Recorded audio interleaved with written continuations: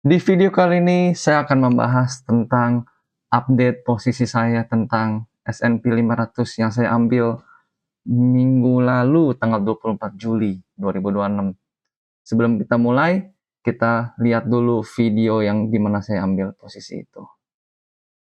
Disclaimer on, bukan financial advice, ini hanya keputusan saya yang saya sudah lakukan kemarin di hari Jumat tanggal 24 Juli ketika market Amerikanya buka, saya mengambil keputusan beli berdasarkan ini.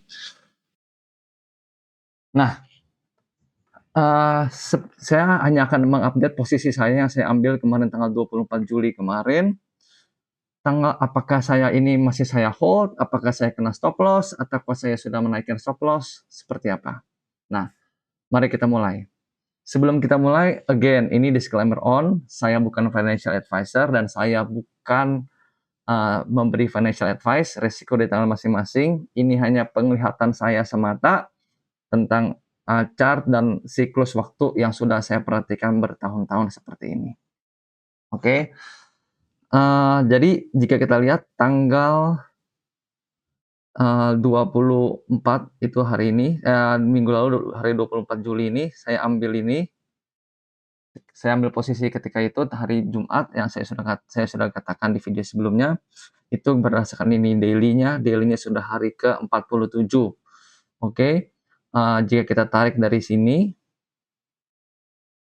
47, 48, ternyata saya sedikit lebih cepat, tapi tidak apa-apa dan saya sudah pasang stop loss di sini, hampir kena stop loss ya teman-teman. Tapi ya tidak kena sebab hitungan saya harusnya benar. Jadi ini hari 47 saya mesti ganti. Ini jadinya hari ke-51. Di mana ini saya berekspektasi memulai siklus baru. Ketika itu saya mengatakan bahwa dari sini dia akan bounce, ternyata dia ada turun dulu, di mana ini saya berekspektasi dia akan mulai siklus baru dari tanggal 4 dari hari 24 Juli hari ke-47. Ternyata mundur geser sekitar 3 hari, tapi tak apa-apa. Jadi stop loss yang saya pasang, saya benar-benar hard stop loss di sini, teman-teman. Ya, di garis sekitar level 7.300 ini. Jadi kalau misalnya ini uh,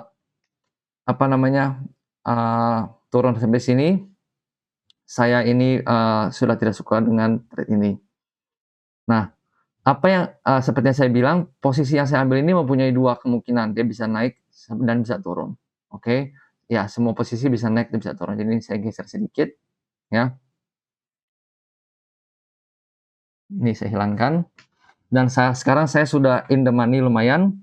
Nah, kenapa saya yakin ini, bukan yakin, kenapa saya ada kecenderungan ini bisa naik, sebab di daily-nya ini daily hari ke-51, mulai di siklus baru, dan di weekly-nya ini juga bersamaan. Jika kita lihat teman-teman, ya, siklusnya itu kalau yang di weekly 12, 32, 19, jika kita rata-ratakan itu 12 tambah 32 tambah 19 bagi 3 itu sekitar 21 minggu. Ya, sekitar 21 minggu. Dan ini dari bawahnya sini ini masih minggu ke-17 ke minggu ke-18 ya. Jadi sudah saatnya juga dari weekly cycle ini mulai siklus baru yang saya berekspektasi ada kemungkinan ini weekly-nya weekly ke-18. Saya beri tanda tanya sebab ini kita belum yakin. Tapi dari gambaran saya ini, di mana money flow yang begitu besar di sini, nih teman-teman, ada 1, 2, 3, 4, 5, 6, 7, 8, 9. 9 minggu S&P 500 naik berturut-turut. Ini artinya ada pemain besar, whale atau institusi atau apapun itu yang dorong ini. Dia taruh uang, push dorong ini dengan uang banyak sekali. Jadi yang menyebabkan saya berpikir, oh secara weekly ini first buying power yang pertama, impulse yang pertama. Sekarang ini dia lagi ada konsolidasi di tengah sini, atas bawah, dan saya tidak mau ketinggalan jika dia break ke atas dari sini. Ya, jadi kenapa saya ambil posisi seperti itu. Jadi saya tidak mau ketinggalan kalau misalnya dia naik ke atas dan menjadikan ini support barunya, gitu. Nah, dan hal kedua yang bikin saya,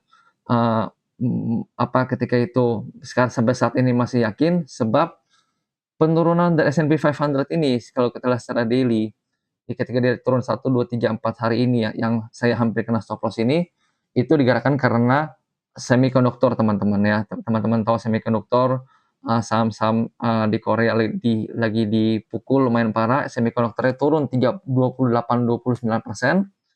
Tetapi teman-teman, saham-saham energi di Amerika itu masih cukup di atas.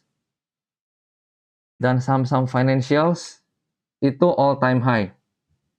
Jadi, saya berkesimpulan bahwa ini hanya rotasi dari sektor semikonduktor yang dihajar, dipukul keras sekitar 30% ini, dan mereka pindah ke sektor financial dan sektor energi. Makanya kenapa S&P 500 yang posisi kita ini saya masih akan biarkan dulu terlebih dahulu. Berapa lama? Sementara saya masih mikir stop loss di sini, tapi kemarin malam naik cukup signifikan. Take profitnya ini mungkin ini sudah baru hari ke 1, 2, 3, ini baru hari keempat teman-teman. Baru hari keempat dari siklus daily cycle-nya, di mana rata-rata teman-teman bisa lihat bisa 48, 35, 51, rata-rata sekitar 40, 42-an, 44 kali ya, sekitar 44. Jadi masih ada panjang, masih bisa naik sampai 44 hari, sampai siklus berikutnya di bulan September kira-kira. Jadi, saya masih monitor ini, saya masih ada posisi, saya beli di level sekitar sini, hari Jumat pas penutupan perdagangan sekitar 7.400 ini, stop loss di sini, saya sudah 1:3 mungkin kurang lebih, risk to reward-nya, mungkin kalau misalnya ini naik lagi atau ini tidak kuat di daerah sini ada tembus ini, mungkin saya akan mau naikkan stop loss ke break even atau mungkin take profit sedikit, tapi posisi besarnya saya masih wait, saya masih hold sebab saya saya takut kalau misalnya ini resistance-nya tembus ya, dan dia bounce di sini dan dia konsolidasi di atas baru melanjutkan penaikan. Kalau misalnya ini terjadi, saya mau ada posisi dari bawah sehingga saya bisa mendapatkan ini yang cukup besar. Jadi saya masih wait and hold, ini masih hari keempat, nggak usah buru-buru.